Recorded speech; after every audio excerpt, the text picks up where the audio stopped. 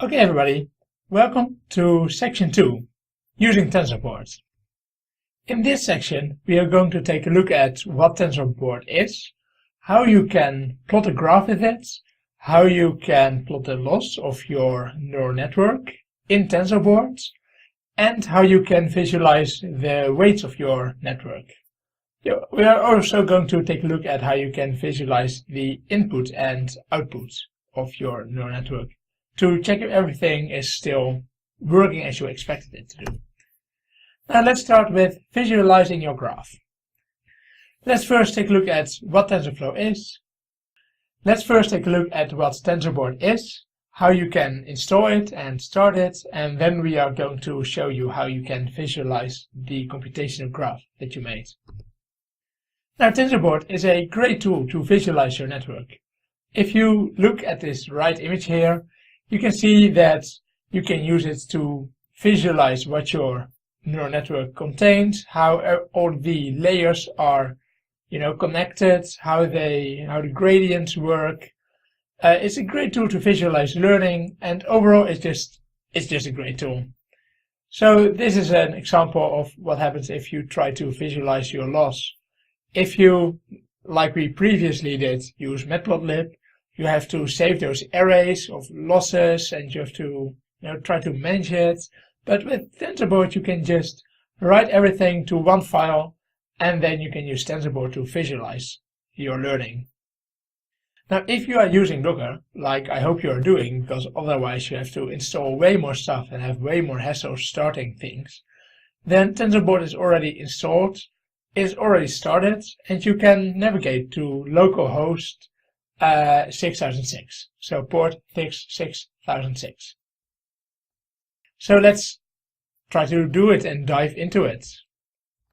So I will go to Chrome and I will first start TensorBoard. So I open a new tab, go to localhost 6006.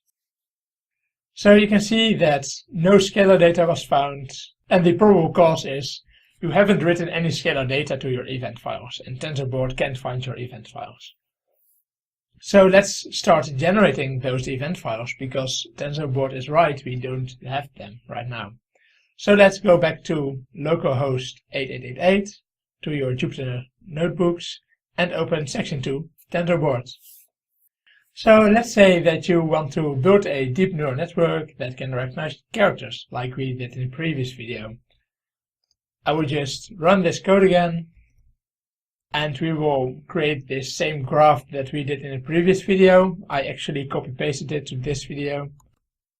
And normally, if you are working with TensorFlow, you would start an interactive session, you would initialize your global variables, you would run this for a certain amount of iterations, and at the end you would have something like this. So we have recorded the loss history, we plotted, and this way we try to see what network configuration is better.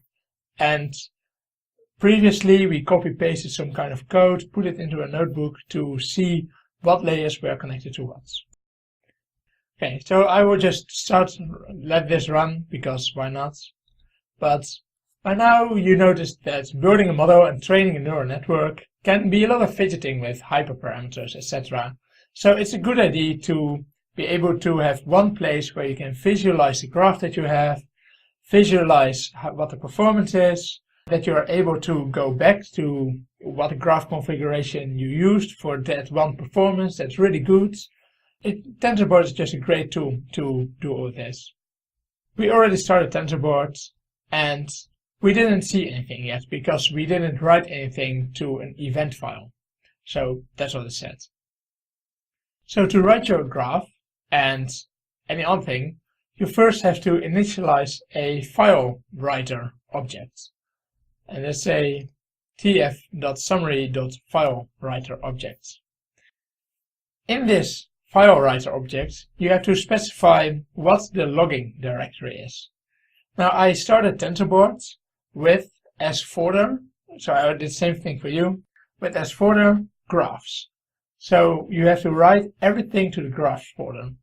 So if you are toying around with TensorBoard and you think, where shall I log my thing? As long as it is in graphs, it's good enough. And from then on, the rest of the folder that you use, the name of the folder, is used as the name that TensorBoard gives to that run. So in this case, I give the name TensorBoard explanation / first writer. And as graph, I pass the default graph. So let's write this away. And then you can see that it drew everything that we gave into it. So you can see that it drew the graph. And if you right click on the gradients, then you have the option remove from graph.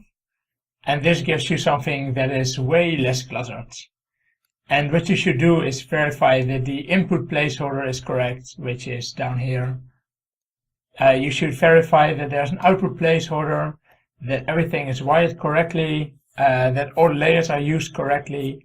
So what I sometimes have is if I'm building a neural network, I wire layers incorrectly, so that some kind of layer is going to, it's leading to nothing, or I'm skipping layers. And this is a really great tool to inspect your whole graph. And this gives you a really good idea what you're working with. And what you can do to verify parts is click on, for example, conv2, and verify that we are indeed convolving with a kernel, adding a bias, applying ReLU. Yeah, it all really helps you debug your computational graph. What we did in this video is that you now know how to start TensorBoard. You now know how to navigate to your localhost port 6006, and you can visualize your graph.